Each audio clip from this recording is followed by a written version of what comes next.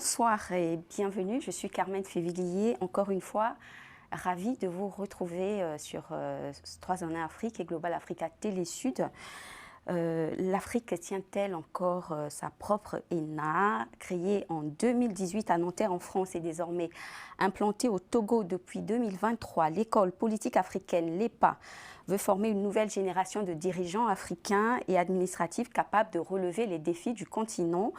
L'école politique africaine s'engage à fournir une formation adaptée aux défis contemporains de la gouvernance sur le continent africain avec une approche ancrée dans les réalités culturelles, économiques et géopolitiques du continent. Alors l'EPA serait-elle la nouvelle ENA africaine? Pour en parler, nous recevons aujourd'hui son directeur, le Dr Prince Israël Koya, chercheur en sciences politiques et l'un des penseurs africains les plus dynamiques sur les questions de gouvernance, de géopolitique et de diplomatie du développement. Bonsoir, Dr Prince Koya. Merci et bienvenue sur 3 en Afrique et Global Africa Télé Sud. Bonsoir, Carmen. C'est un plaisir d'être parmi vous. Alors, je vais vous présenter parce que vous êtes un expert, un penseur, comme je l'ai dit, dynamique dans la communauté parmi les Africains. Donc, vous dirigez, comme je l'ai dit, l'école politique africaine depuis 2018, c'est bien ça? C'est ça. Depuis 2018? C'est ça. Vous êtes docteur-chercheur en sciences politiques engagé comme expert pluridisciplinaire sur les questions de gouvernance, de communication politique et de relations internationales. Tout à fait. Vous intervenez publiquement dans des conférences et webinaires sur la diplomatie africaine, la souveraineté éducative et les enjeux de formation de leadership pour les cadres de la diaspora. En effet. Et ce n'est pas terminé, vous intervenez encore comme expert en diplomatie et géopolitique africaine. Vous êtes auteur de nombreux livres, et publications scientifiques. Et vos travaux interrogent de manière critique les rapports Nord-Sud, la coopération internationale, la place stratégique de l'Afrique dans le monde globalisé, ainsi que les logiques d'appropriation locale du développement.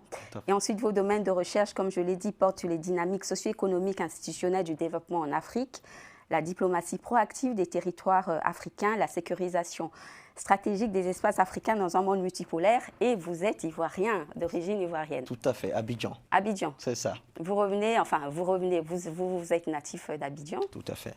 Mais vous paraissez jeune avec tout ce parcours, docteur Koya. Pouf, je suis croyant, je crois que c'est une grâce de Dieu. Mais oui, je pense qu'on a essayé de faire ce qu'on peut pour se mettre au service du continent. Et comme Cheikh Anta Diop le disait, qui est un aîné très cher à moi, si l'Afrique veut s'en sortir, il faut s'armer de science jusqu'aux dents. Il faut s'armer de science jusqu'aux dents. Voilà. Ah oui. D'où le fait qu'on essaie justement de s'armer de science pour répondre aux défis, aux problématiques posées au continent. Oui. Alors, docteur, on va commencer notre interview, mais je voudrais qu'on parle quand même de l'actualité, parce que vous êtes quand même un expert en stratégie, en diplomatie. Tous les diplomates africains se retrouvent actuellement à l'ONU pour la 80e session de l'Assemblée générale de l'ONU. Tout à fait. Et donc, au niveau de l'Afrique, on s'approche de la démocratie, des changements au niveau des échéances électorales, pardon. Il y aura beaucoup de changements, les présidents vont être changés. Et donc, malgré ces transitions démocratiques, on observe encore, docteur, des fraudes électorales, des limitations de liberté, encore une faible participation citoyenne. Et selon vous, vous les remarquez, ou vous aussi, je suppose? Bien sûr. Et donc, selon vous, quels seraient les freins majeurs à la démocratie en Afrique et comment l'école peut-elle contribuer à y remédier? Très bien. Le constat, il est très bien fait de votre part, je vous remercie. En réalité, pendant le temps de cette émission, je pense que si nous devions égrener toutes les solutions et tous les défis démocratiques qui se posent à l'Afrique, on n'aurait pas assez de temps. Mais on va faire l'effort, en tout cas, d'être assez concis et précis sur les constats d'abord et évidemment sur les pistes de solutions que nous pouvons envisager ensemble. Oui. En réalité, le problème démocratique se pose en Afrique. Le problème démocratique se pose en Afrique. Tantôt, évidemment, on a des élections, mais qui sont en fait des simulacres démocratiques organisés pour on oublie, n'est-ce pas, une volonté, par exemple, pour un régime de se maintenir en place. Donc, on organise les élections pour que rien ne change. Donc, en ce sens-là, finalement, au fur et à mesure, on a vu même la Fondation pour l'innovation démocratique dirigée par Achille Mbembe qui a remis au goût du jour le concept de démocratie substantive parce qu'il dit, ben, finalement, les élections, ce n'est pas la démocratie, ce n'est pas une condition nécessaire pour parler de démocratie. Il faut que la démocratie puisse respirer dans le pays. Il faut que les peuples puissent le sentir, que la démocratie puisse avoir un impact qui permette une vraie liberté et un développement et que finalement elle ne se limite plus seulement, n'est-ce pas, à la question des élections. Évidemment, pourquoi toutes ces propositions foisonnent? Parce que en Afrique, finalement, le modèle démocratique imposé après les indépendances n'a jamais réussi finalement à faire modèle. Vous voyez un pays comme le Maroc qui est une monarchie depuis son indépendance en 1956 et même beaucoup plus avant, hein, dans le cas du royaume chérifin. C'est l'un des pays les plus stables politiquement. C'est là où j'allais en venir. C'est l'un des pays où finalement la population légitime volontairement par ce lien à la fois politique et spirituel et coutumier qui le lie à son souverain. Il y en a d'autres pays comme le Botswana qui sont hyper stables avec cette fois-ci un mixte entre une démocratie moderne importée avec des institutions comme le Parlement et autres, mais avec par exemple l'inclusion des chefs traditionnels, des rois, des différentes tribus dans le système de gouvernance. Donc finalement, est-ce qu'il faut forcément mimer les systèmes démocratiques européens, sachant que je fais une différence entre les systèmes démocratiques et le principe démocratique. Je suis pour le principe démocratique, je ne suis pas pour copier les systèmes démocratiques, parce que vous vous rendrez compte que la France, les États-Unis, la Grande-Bretagne sont tous des pays démocratiques, mais ils n'ont quasiment pas du tout le même système. En Côte d'Ivoire, par exemple, si on avait deux partis politiques, les républicains et les démocrates, on aurait crié au scandale en disant mais c'est pas possible, il n'y a pas de pluralisme, mais c'est ce que les Américains ont décidé, même s'il y a des partis mineurs, mais personne n'en parle. En Grande-Bretagne, c'est une démocratie monarchique, n'est-ce pas, avec une reine qui a certes un pouvoir politique limité, mais qui a un pouvoir de décision avec un Premier ministre. Mais on ne crie pas au scandale. Donc la France également, qui a un système démocratique, mais qui est très singulier et différent de la Grande-Bretagne. Mais dans tous les cas, ce qui les lie, c'est le principe démocratique, l'envie de donner la liberté à chacun de pouvoir s'exprimer. Donc je pense qu'en Afrique, il faut revenir. Il y a beaucoup de conférences qui se font, il y a beaucoup d'élections qui sont organisées. Je pense que nous avons péché dès le départ. Si nous voulons adopter un système démocratique efficient et efficace, il faut revenir aux fondamentaux, définir des principes démocratiques qui nous respectent et qui sont conformes à qui nous sommes, à nos cultures, à nos coutumes. D'accord. Alors, docteur Koya, comme je l'ai dit, il y a l'Assemblée, j'allais dire parlementaire, l'Assemblée c'est ça, ils vont parler de toute façon. L'Assemblée générale des Nations Unies, c'est ça. Où se trouvent nos dirigeants actuellement. Nous avons observé justement la position de nos diplomates face au conflit entre la Russie et l'Ukraine. Mais qu'en est-il sur le conflit entre Israël et la Palestine ?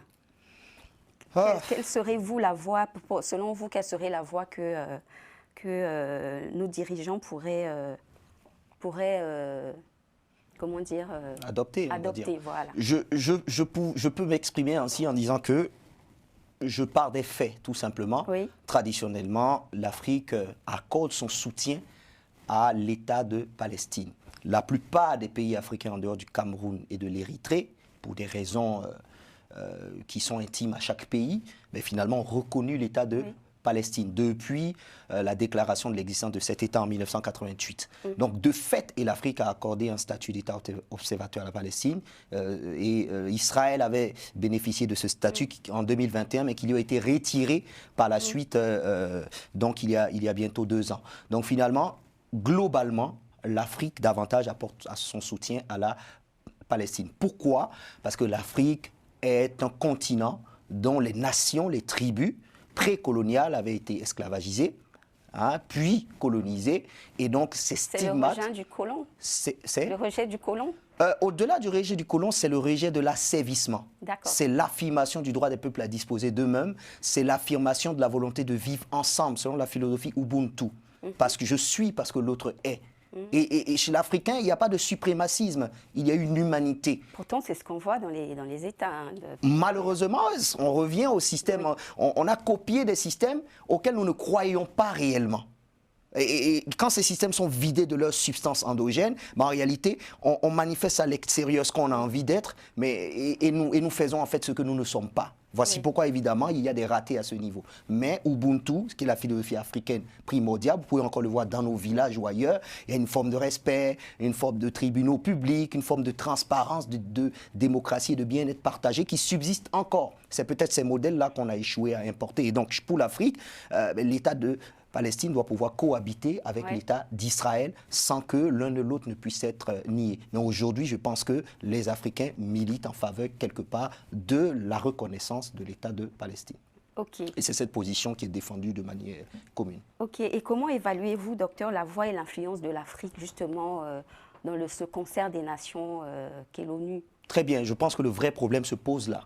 Parce que, évidemment, l'Afrique a été victime d'une forme d'hypocrisie historique parce que lorsque la Déclaration des Nations Unies était signée en 1942 et l'ONU créée en 1945, évidemment, vous le savez contre moi, à l'exception de quelques pays, le Libéria, l'Éthiopie, toute l'Afrique était colonisée. Et bien, finalement, quand on sort des années 1945, il y a ce qu'on appelle la création de l'ONU, l'Organisation des Nations Unies, qui est d'ailleurs essentielle à l'entente multilatérale, mais qui est instrumentalisée par les plus puissants. On a le droit de veto qui est accordé aux 5 membres permanents, un club fermé, et donc l'Afrique est exclue. Grand continent, 30 millions d'habitants, 1,4 milliard d'habitants, 30 millions de kilomètres carrés exclus. Bon, la faute à qui? La faute évidemment à cette hypocrisie historique, mais aussi l'Afrique n'est pas parvenue à se donner les moyens de peser. Parce qu'au-delà des positions qu'on prend, lorsqu'on est lorsqu'on a des dettes importantes, qu'on n'arrive pas à rembourser, qu'on demande tous les jours la remise de la dette, lorsqu'on n'est pas parvenu à affirmer au moins sa souveraineté, pas sa puissance, mais une capacité à autoproduire, à se défendre, et qu'on dépend inexorablement. Les responsabilités ne sont pas partagées, justement. Oui, mais déjà, moi, je pars de ce que je peux faire, moi. Oui. C'est-à-dire que lorsque je dépends financièrement, lorsque je dépends militairement, pour certains, ils disent je suis libre, mais ils dépendent de la Russie, pour d'autres, je suis libre, mais des États-Unis, et pour d'autres, je suis libre, mais de la France. Lorsqu'on ne dépend pas encore, lorsqu'on n'est pas autonome militairement, financièrement, politiquement, il est très difficile de peser dans des débats internationaux. Là, il s'agit de la réelle politique. Dans le débat international, comme on peut le voir, d'ailleurs, l'ONU, je m'inquiète pour elle. Elle va tendre à disparaître, malheureusement, parce qu'elle a été créée pour maintenir la paix, la sécurité internationale et garantir le droit international. Malheureusement, ce droit international est violé depuis 5 ans de toutes parts dans le monde et l'ONU est incapable d'assumer son rôle aujourd'hui.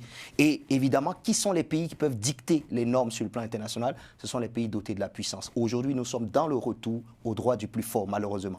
Et dans le cas du droit du plus fort, l'Afrique n'est pas la plus forte factuellement aujourd'hui pour imposer sa volonté. Et aucune solution possible pour une meilleure représentation des pays. Eh bien, bien sûr, travailler à la souveraineté. Si je parlais des BRICS, par exemple.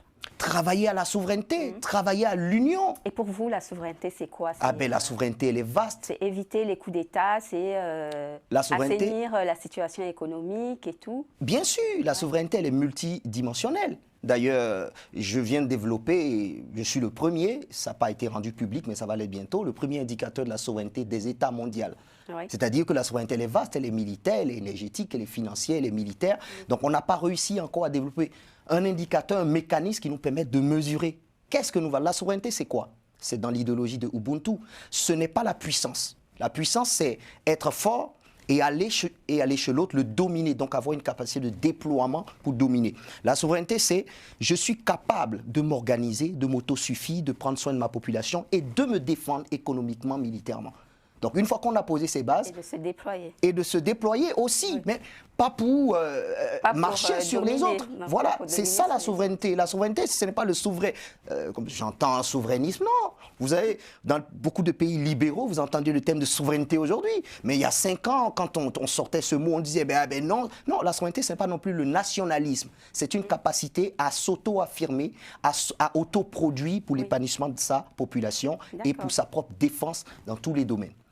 Et quand cette vision est acceptée, on commence à mettre des mécanismes en place. Par exemple, une libre circulation à travers l'Afrique, une intégration commerciale importante, des mécanismes financiers importants qui permettent justement de financer les économies africaines par des Africains en absorbant les avoirs de la diaspora. Donc, au plan militaire, une coopération militaire plus accrue face au terrorisme, une vraie armée africaine. Donc, ce sont des thèmes que tout le monde sait plus ou moins.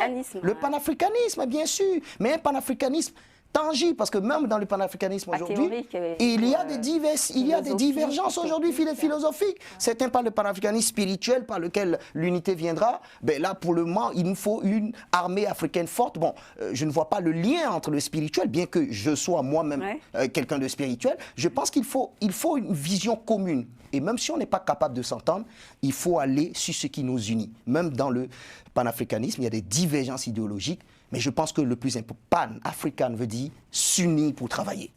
Définir l'une chose après l'autre, politique, diplomatique, militaire, énergie. C'était le vœu justement du président libyen, l'ancien président libyen. Bien sûr. Et lui, il avait attaqué l'un des pans principaux, par exemple, la monnaie africaine. C'est un pan de souveraineté.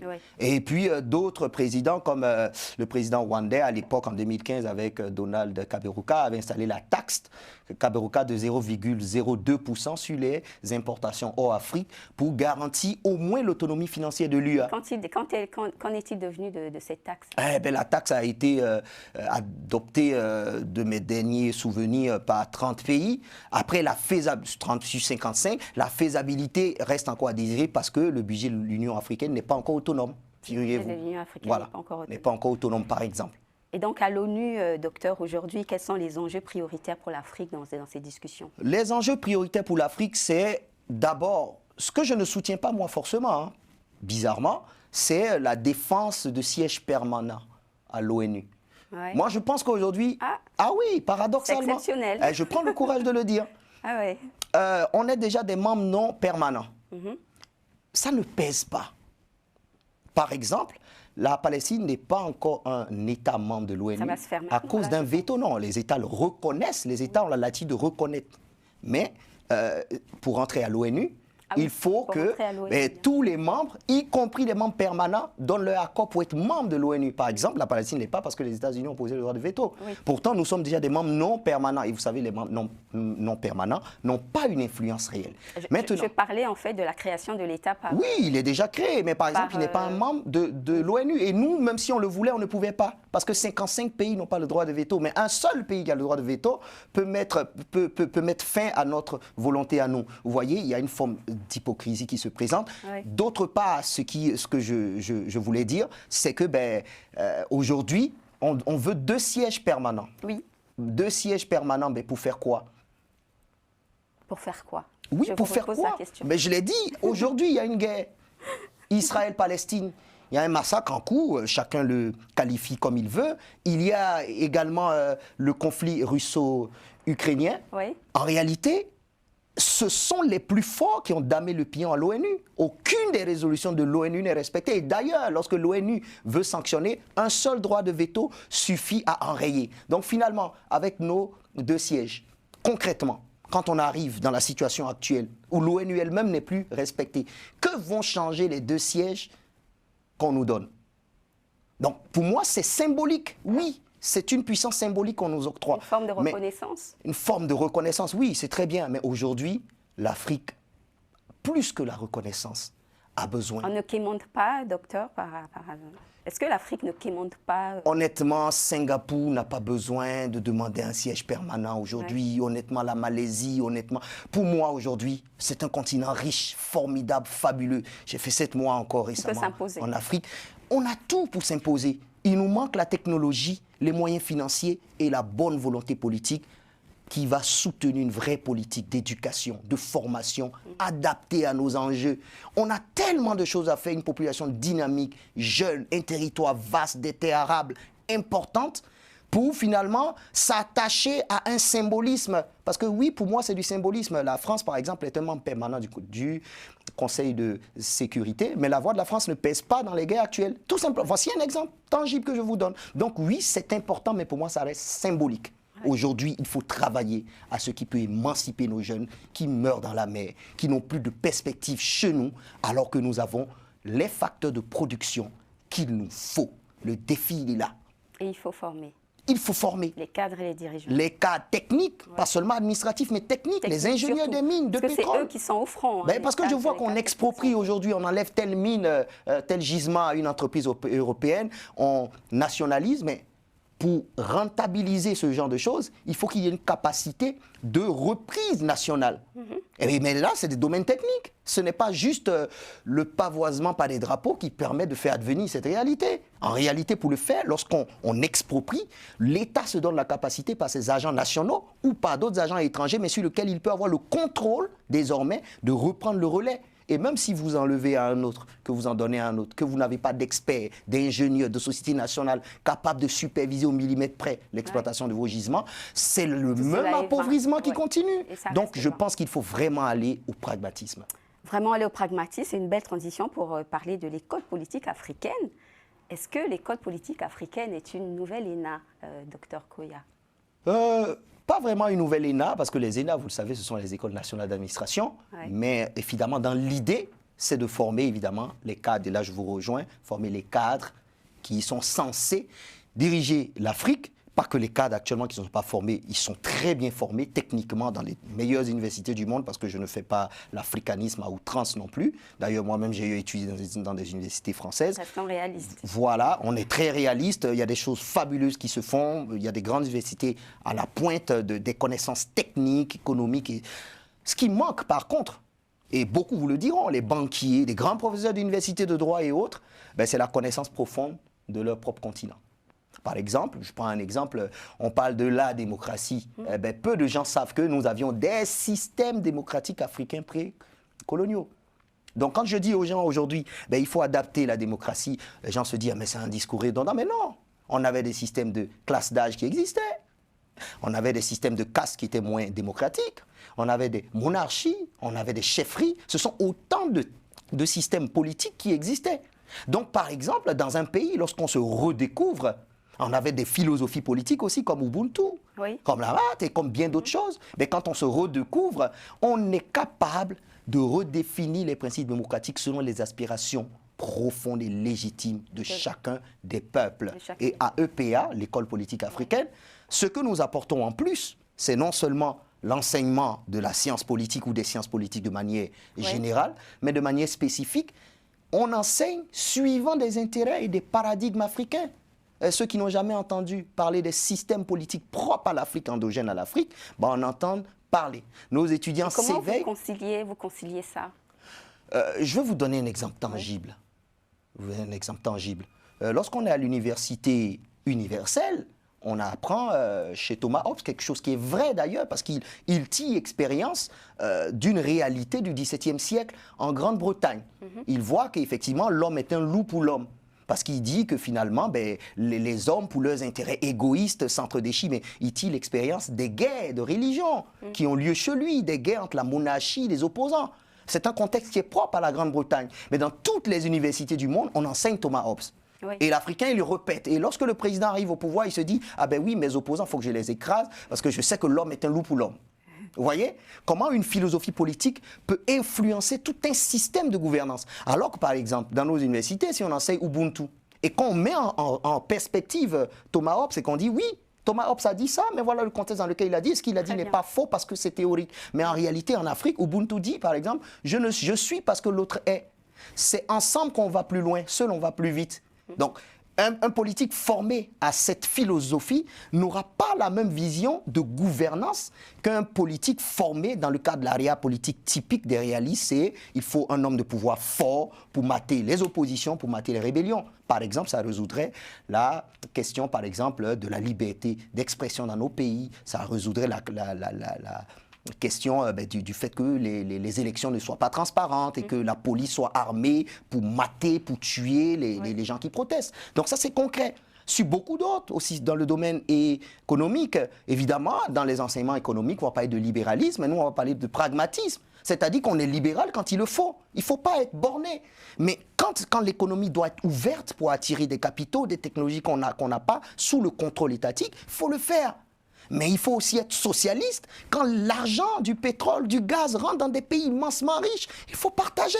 Il ne faut pas dire, ben non, nous on est libéral, mais non, beaucoup de pays le réussissent. Le Qatar, l'Arabie du Sud, l'Arabie saoudite, ils sont riches de leurs ressources naturelles. Ces systèmes se sont voilà, effondrés de toute façon. Et ils s'adaptent à leur culture. Donc je pense qu'il y a ce problème-là qu'on a de copier. Je suis de la gauche, de la droite en Afrique. On ne connaît même pas l'histoire de ce système qui remonte à 1780 en France et ainsi de suite. Donc AEPA, c'est vraiment les spécificités africaines, la tangibilité de nos connaissances, de nos savoirs qu'il faut aussi donner aux générations de leaders africains. Aux générations de leaders. Qui sont justement ces leaders africains qui sont passés par l'école?